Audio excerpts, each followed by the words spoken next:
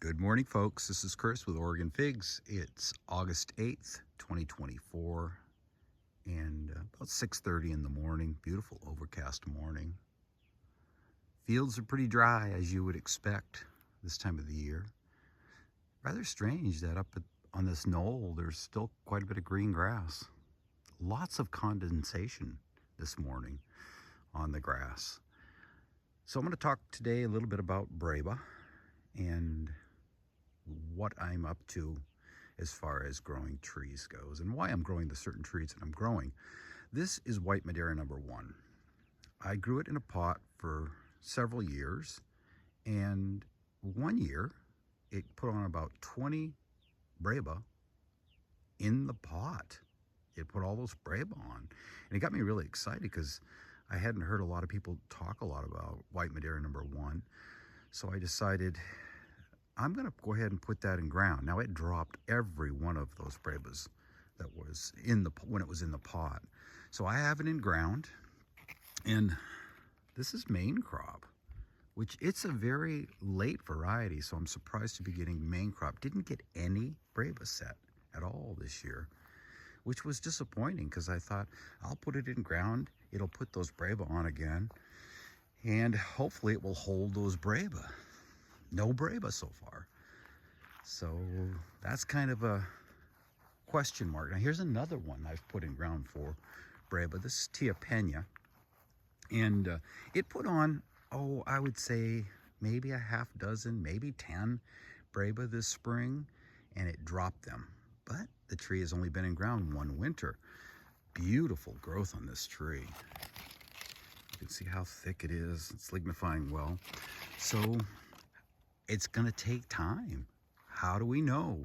Is it going to be a reliable, prolific Breba producer? That's the big question mark. Is it going to be? The only way you can find out is put it in ground, and it takes a few years before you know. So I'm hoping it is. Is it going to be a tree that's going to produce 2 or 3 Breba every year, which makes it pretty much worthless for me? I'm not going to put a tree in ground for 2 or 3 figs, because that just doesn't seem worth my time or effort.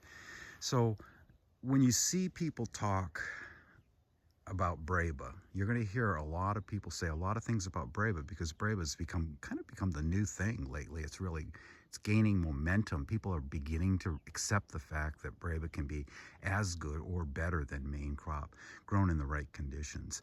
I've been saying this all along because I live in the Pacific Northwest, and we get great Breba here. So here's another tree, Ischia Black.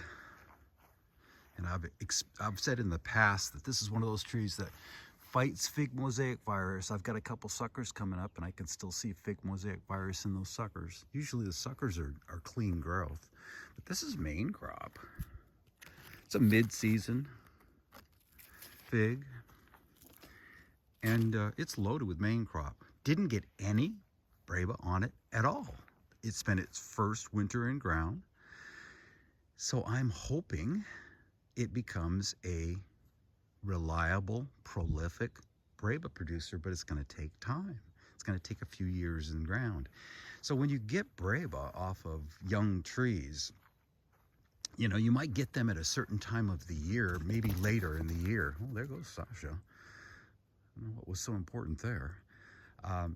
As I was saying, you might get them later in the year, but that may just be because the tree is a young tree. Once again, it takes time. You can't get a couple Breba off of a tree and all of a sudden say it's a reliable Breba producer. I've seen people get a few off of Smith, and they say, it's bifera, it's a reliable tree. That may just be a one-off thing. One year you may get a few. The Aetnas are the same way. This year I didn't get any Breba on the Aetnas. Last year I had, I think, 4 Breba on my Aetnas that were in ground. It's a one-off. They were delicious, but you don't put it in ground for Breba. If you get them, that's great. Smith, the same way. If you get Breba on Smith, hey, celebrate. It's a wonderful thing. This is my I-258 I just put in ground this year. And this is about all we could ever ask for a tree that just went in ground. This spring it went in ground, and it's a nice tree. Very, very healthy growth. You don't always get this.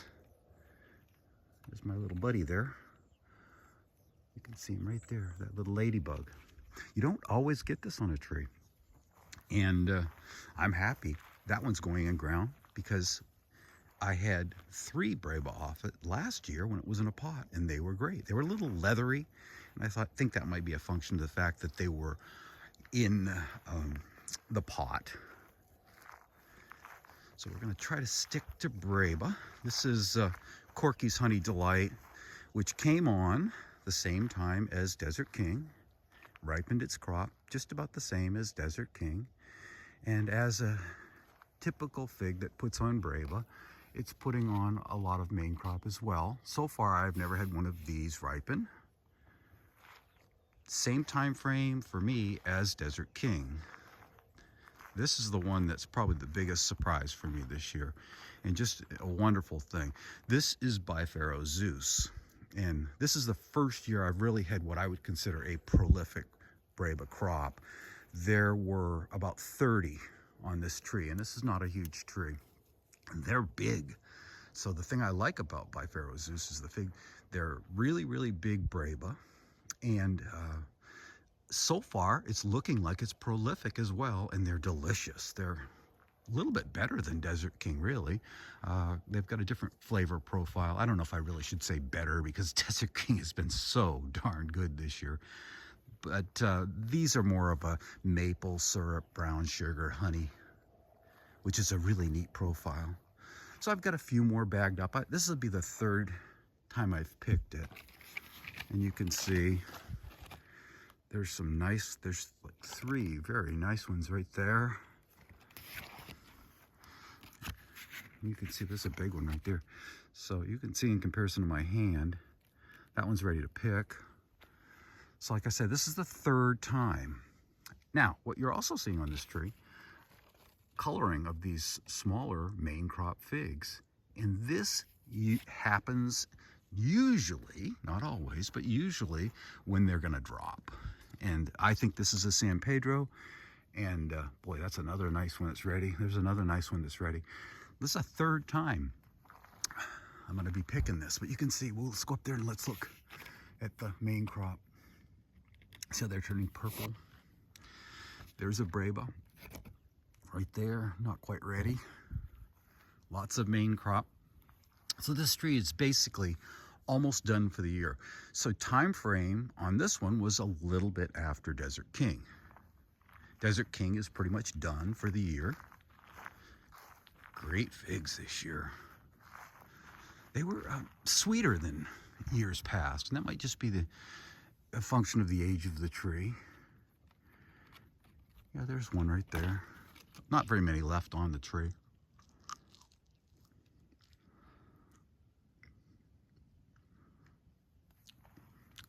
And there's Desert King. Same kind of thing going on. Lots of main crop. And we typically don't get these to ripen. They usually just drop. Sometimes you'll get a small percentage on an older tree that will ripen. But for us here in the Pacific Northwest, they're going to ripen pretty late, which means you'll be fighting rain. So I would rather be dealing with an early main crop fig like Campaniere than trying to get the 2nd crop from Desert King. All right, back to Breba. This is Long Diu. You know, I see a lot of pictures of people with LDA, Long of August, that they're really thin and long. My figs are not thin on my tree, and I don't know why, but they're fat. They're really fat. I've got a couple that are probably ready to pick today. That one's ready to pick. So here we are, August 10th. DK is pretty much done, and LDA is coming on. There's a monster that's really soft. These are big figs. Look at that. They're not thin and tapered. They are tapered but fat. And they really add up when you start looking at a fig. Like, look at this little section. You've got one monster right there, one monster right there. and a third. You got 3 monsters on there. And this above it is the main crop. And in a good year, last year was an example, we'll get the vast majority of the main crop to ripen as well. So LDA, I've been high on it last couple of years because of the size of the Breba and the fact that it can ripen some of the main crop as well. LDA is a very good choice, and it's a little bit later. So if you want to try to space them out. Now, no one really has done enough real reporting on which are the varieties that are the earliest Breba producers and maybe a more of a mid and maybe a later variety. And really, you have to have trees in the ground several years before you can make an intelligent statement about that. I have I-376, Italian 376, that I just picked the last Breba. I only had 2 Breba. And so it came on basically the same time as my Bifaro Zeus, but I don't know if that's going to be that way next year. Now this is kind of strange. This is Vincenzo. Once again, only 1 Breba, just starting to change colors. Just getting some red striping, hard as a rock. Here we are, August 10th. So does that mean that this will typically ripen the same time as LDA? 1 fig. Goodness gracious, the tree's only been in ground 1 winter and it has 1 fig. So I can't tell you that yet. It's going to take a few years. But this is something that I see going on that's a little bit concerning. You can see the figs are doing that same thing where they're turning that purple color, and I'm sure hoping these aren't going to abort. We know this is not a San Pedro that typically drops the main crop. We know that this is a common fig, but it's a young fig. So you might have to throw the rules out for that. Okay, I-376, I talked about that. Let me see here, something else that is another Breba producer. And one thing you're going to notice that a lot of my trees are really young, so I'm not getting a good representation of what really is a good Breba producer yet. Simply because the trees, the age of the trees. This is Fico Seco. It's supposed to have Breba, but not for me this year. Hold on 1 second. What a morning. Stop talking about figs and that quiet, beautiful morning. I need to work my way back up towards my coffee cup, though. Still a little foggy this morning. Let's look at Vertolino, another one that is supposed to have a good Breba. I haven't had one yet, but this tree has only been in ground 1 winter. Look at the main crop. That's really encouraging. So you got to give these trees some time when it comes to Breba. You can't make a statement, that's a late Breba producer if you've only been growing it for 1 year, because you don't know. You can't say a fig is a reliable Breba producer if you've only had Breba 1 year. Look at my white Madeira #1. I had 20 when it was in the pot, and it dropped all 20. That's hardly reliable. Now I've had it in ground, it won't even put a Breba on for me. So I'm experimenting, trying to find out which ones are going to work. But to do that, you really have to give these trees time.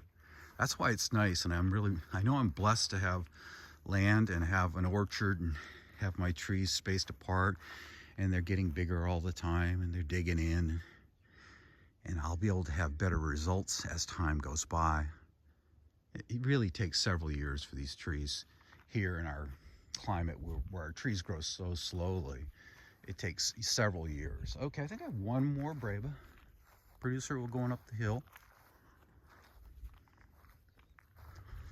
I sure was hoping Porcenza Blanca was going to come back, and it's giving me the raspberry. It's not going to come back. Okay, this is another Breba producer, and it's, once again, it would be as late as LDA down there. It only has 3 on it. This is Bill's Nero. 1 looks like it's about to ripen.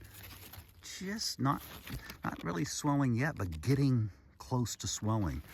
So this is another one I'm experimenting on. No idea on the main crop. Bill said that the main has kind of an open eye, and it didn't do well for him in Missouri. Is that going to be the case here in Oregon? I'm not really sure. So that's the last of my Breba producers. Sounds like somebody's on a motorcycle down there on the road. So let's continue this hunt, this journey about Breba. Let's try to figure out which ones are actually prolific, not something that we're going to put a tree in ground for 1 or 2 Brebas in the year.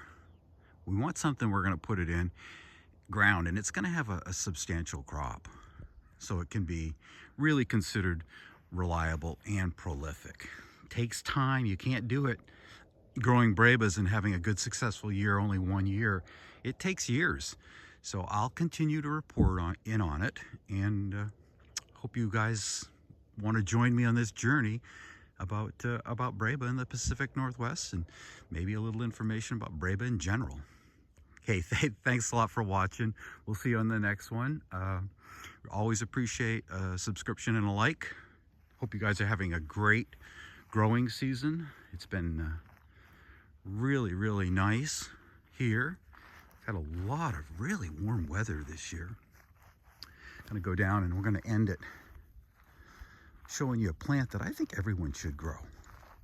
It's called Russian sage, and it brings in bumblebees and honeybees, and it gives you some really nice color in the middle of the summer. It's a perennial, so you put it in and it'll keep coming back.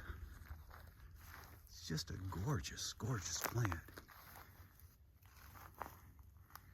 You can see, it almost looks like a honeybee has either died and is on the plant, or is like so cold it isn't moving. I can hear a couple buzzing around. It's still pretty chilly this morning. It's about low 50s. So it was low 90s yesterday, and it cools down to the low 50s.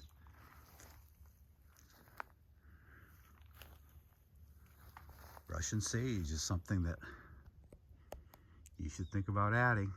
Okay, we'll see you on the next one. Take care. Oh yeah, peaches are coming on as well.